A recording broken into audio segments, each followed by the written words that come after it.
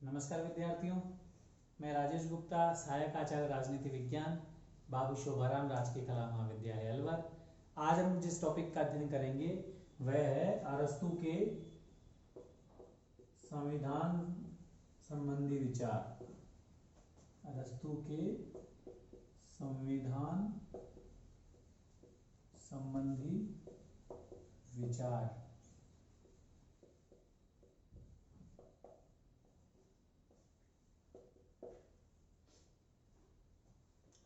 संविधान, अरस्तू के जब हम संविधान संबंधी विचारों की चर्चा करेंगे उससे पहले एक बार हम ये जान लेते हैं संविधान होता क्या है। संविधान का तात्पर्य नियमों का समूह जिसके अनुसार किसी भी देश की सरकार चलती है। किसी भी देश का शासन, किसी भी देश की सरकार उस संविधान से वो आदर्श प्राप्त करती है, वो नियम प्राप्त करती है जिनके आधार पर वो सरकार, वो शासन स्वयं को कार्य रूप देता है। वो शासन कार्य करता है किसके अनुसार? उस देश के संविधान के अनुसार। उस देश का संविधान जैसा है शासन का स्वरूप भी ऐसा ही होगा। तो संविधान नियमों का वह समुच्चय है जो किसी शासन को दिशा निर्देश देता है, वो शासन को ज्ञान देता है, वो शासन संविधान के अनुसार ही चला करता है। कुछ देशों में संविधान निर्मित होता है, कुछ देशों में संविधान विकसित होता है। जैसे हम भारत के संविधान की बात करें तो भारत के संविधान का निर्माण संविधान सभा के द्वारा किया गया था। जो भारत का जो संविधान है वो संविधान सभा के द्वारा निर्मित है। उदाहरण भारत। इसके अलावा हम यदि कुछ देशों के संविधान को देखें तो वो विकसित है। उदाहरण के लिए ब्रिटेन। ब्रिटेन का जो संविधान है वो विकसित संविधान का एक बहुत बड़ा उदाहरण है। वहां के जो नियम है वो कई नहीं जो नियम है वो परंपराओं पर आधारित हैं। समय से जो उनकी परंपराएं हैं, जो अभी समय हैं, वो बाद में उन्होंने संविधान का रूप ले लिया। तो जो निर्मित संविधान का उदाहरण भारत है, विकसित संविधान का उदाहरण ब्रिटेन है। दूसरे शब्दों में बात करें तो भारत का संविधान लिखित संविधान है। विश्व का सबसे बड़ा जो लिखित संविधान भारत का है। जबकि यदि हम ब्रिटिश संविधान के लिए हम बात करें तो ब्रिटिश संविधान का जो बहुत बड़ा जो अंश है वो अलिखित है।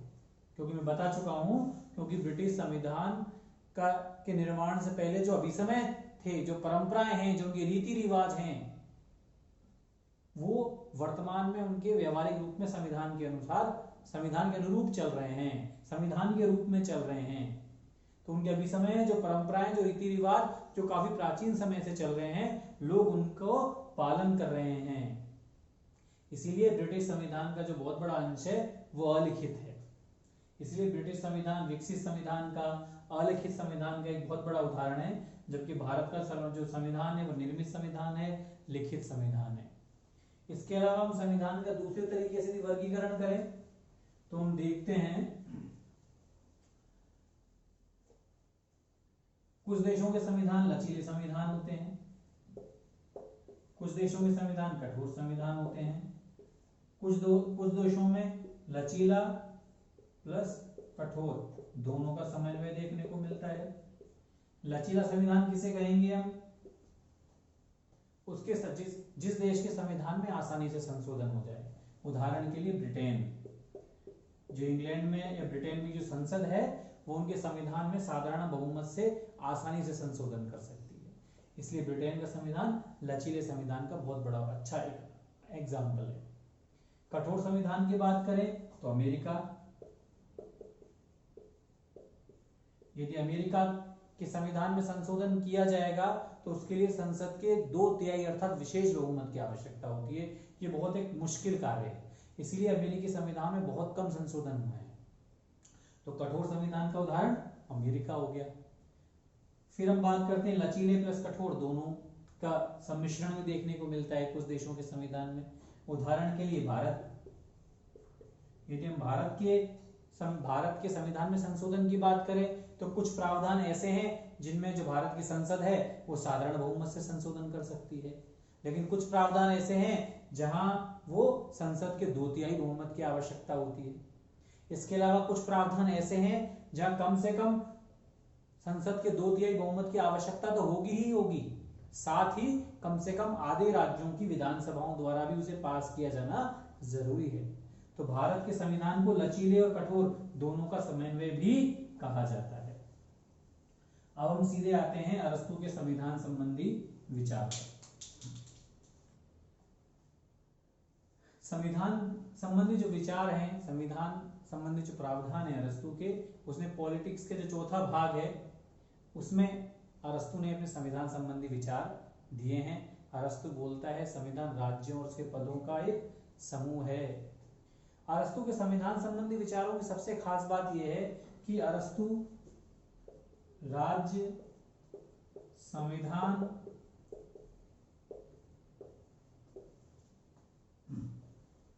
और दल व्यवस्था को एक ही मानता है। आज हम लोकतांत्रिक युग में जी रहे हैं, लोकतंत्र के युग में जी रहे हैं। आज यहाँ राज्य का तात्पर्य अलग है, संविधान अलग है। राज्य बोलिए आप बात करें, सरकारें हमेशा परिवर्तित होती रहती है, लेकिन संविधान हमेशा बना रहता है। अमूमन यही नियम चलता है कि सरकारें आती जाती रहेंगी, लेकिन जो देश का संविधान है वो बना रहता है। संविधान के जो मूल ढांचे हैं उनके साथ आने जाने वाली कोई भी सरकार सामान्यतः छेड़छाड़ नहीं किया करती। और दल व्यवस्था एक अलग बात है, अलग टॉपिक है। लेकिन जब हम अरस्तु के दौर की बात करते हैं तो प्राचीन समय की बात कर रहे हैं हम, और उस प्राचीन समय में अरस्तु ये कहता है कि जैसे ही किसी राज्य में, उसमें बहुत छोटे छोटे नगर राज्य होते थे, बहुत छोटे राज्यों की जो आकार है, राज्यों की जनसंख्या बहुत छोटी हुआ करती थी, उन्हें नगर राज्य भी हम कहते थे। कि उस समय के जो राज्य थे या उस समय की जो सरकार है जैसे ही परिवर्तित होती थी, तो आने वाला जो नया शासक है, आने वाली जो नई सरकार है, वो अपने संविधान को भी परिवर्तित कर देती थी। इसी प्रकार आने वाला जो शासक है वो एक है, उनका जो शासन है राज्य का वो कुछ लोगों के हाथों में है, बहुत लोगों के हाथों में है। इन बातों के आधार पर भी उनकी दल व्यवस्था का निर्धारण होता था। तो अरस्तु के अनुसार जैसे ही किसी देश की सरकार बदलती है, अर्थात उस दौर में जैसे ही शासक बदला, शासक ने अपना नया संविधान बना लिया और संविधान के अनुरूप जो उसे शासन के चलाने का ढंग है, जो उसकी दलीय व्यवस्था है, वो भी प्रभावित हो गई।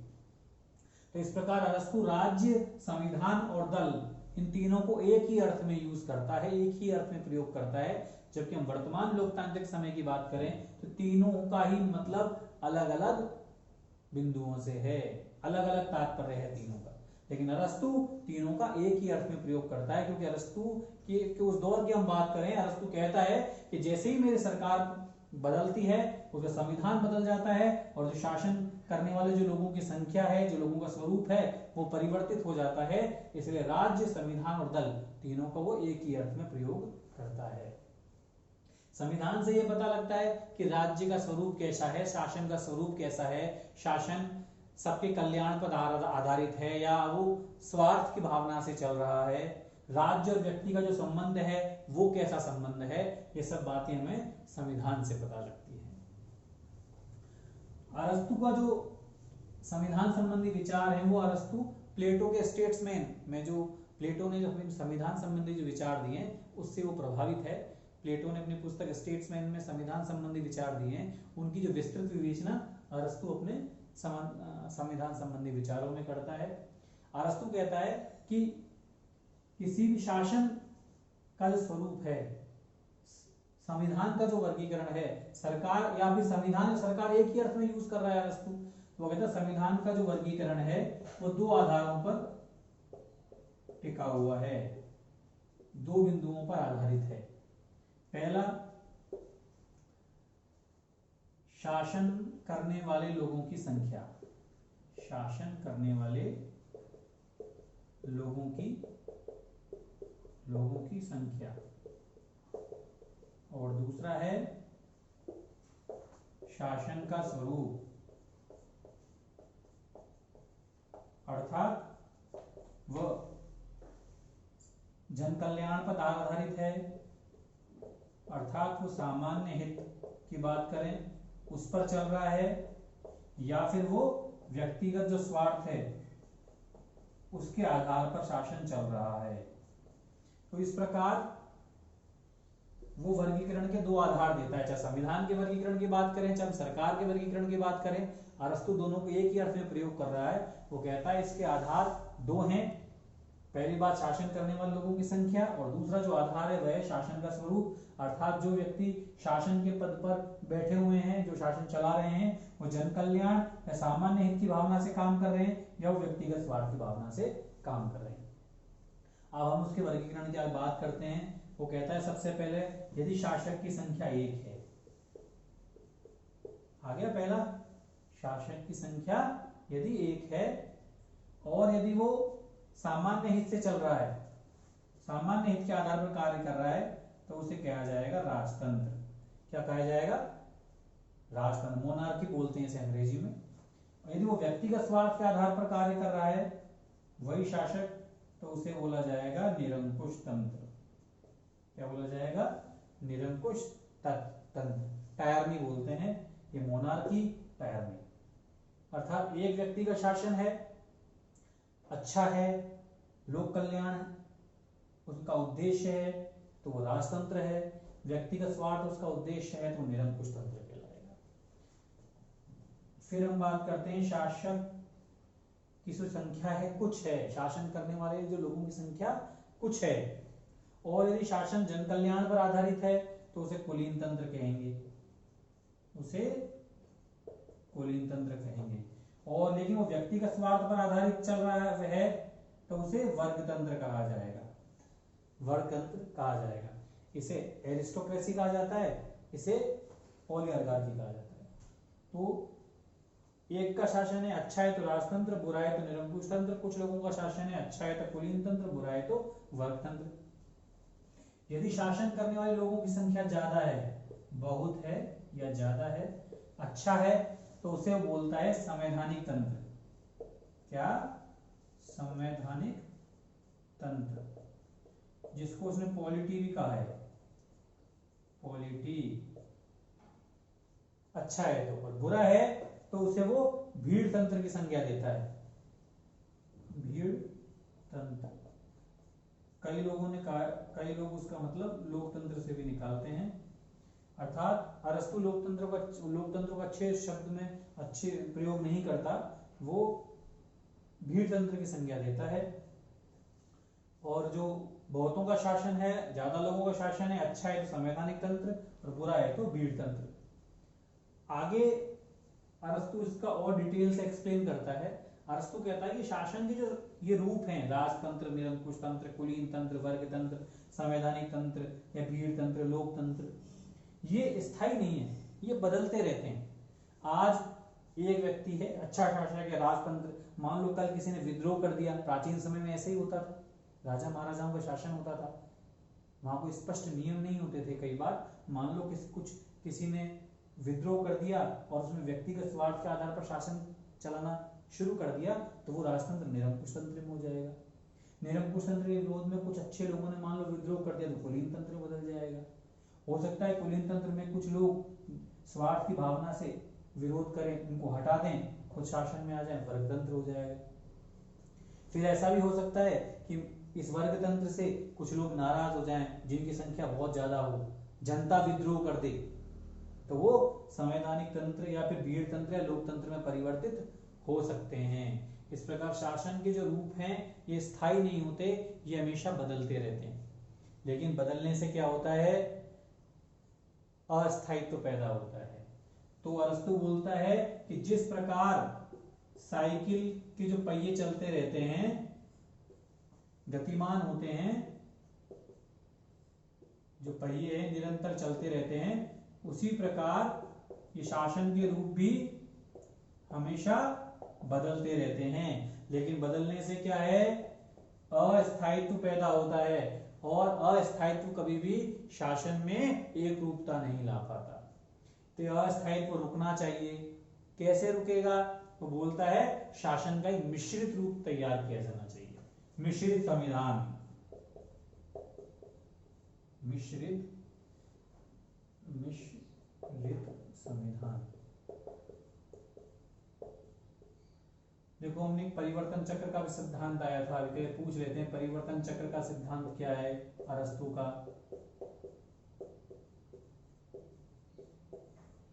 परिवर्तन चक्र मतलब जिस प्रकार साइकिल के पहिए हमेशा घूमते रहते हैं, उसी प्रकार जो अरस्तु ने संविधान के जो 6 मॉडल बताए वो भी स्थायी नहीं, हमेशा चेंज होते रहते हैं।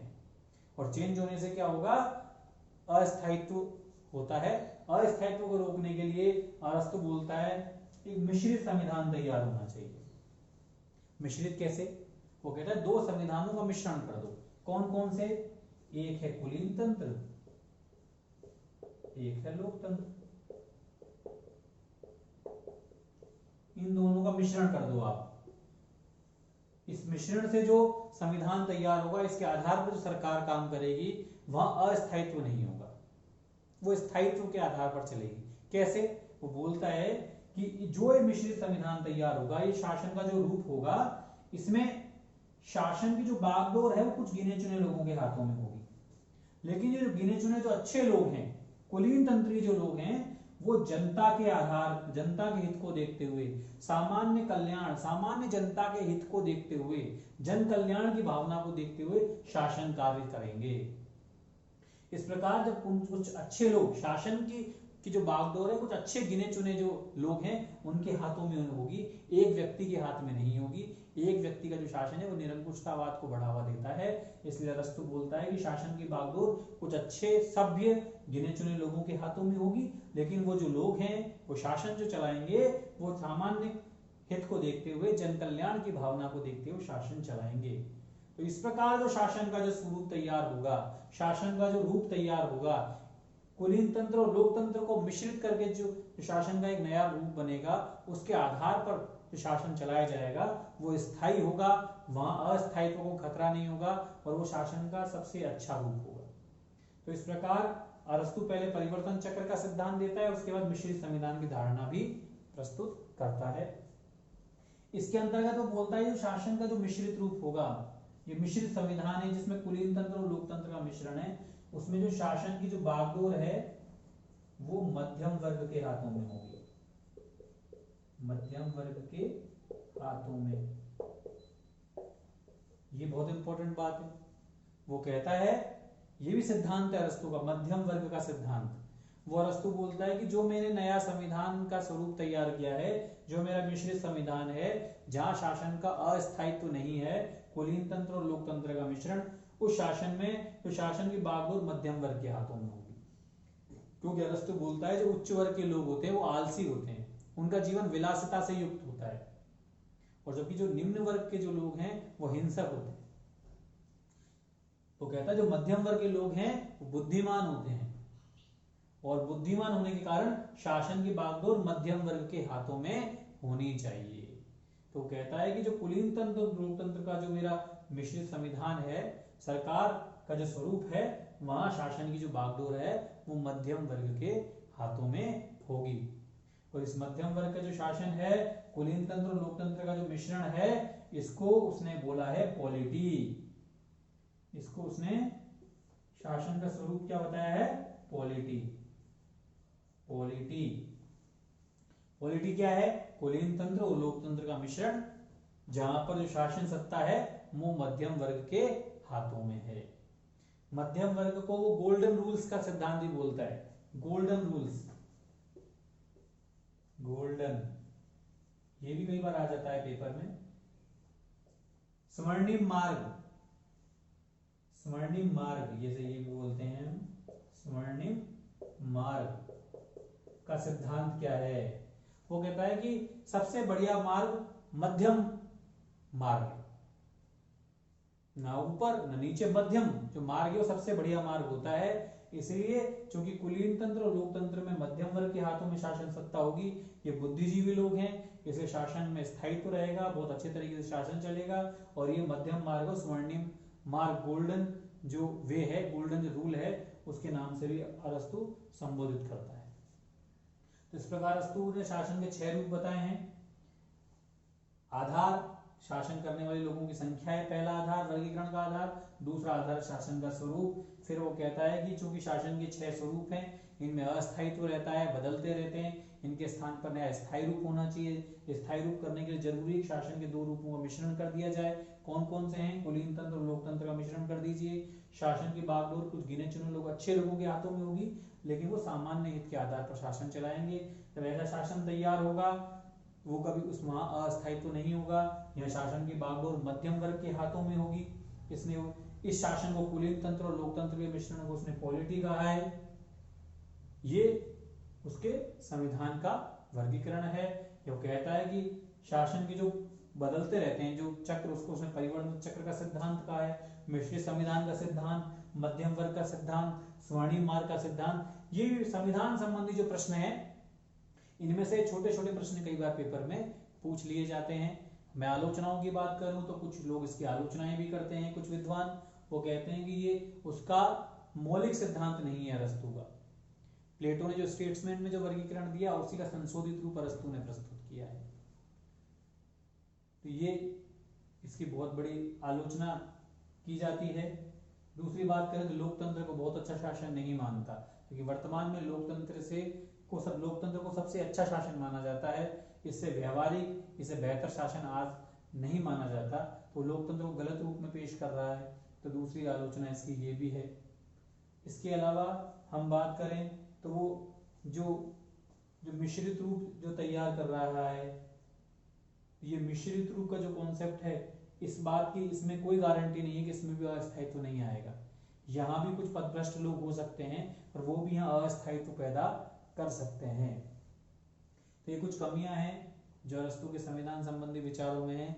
लेकिन सबसे अच्छी बात है कि जो एम.एन. रॉय ने जो नव मानवतावाद संबंधी विचार दिए हैं, उसमें वो भी शासन की बागडोर मध्यम वर्ग के हाथों में देते हैं।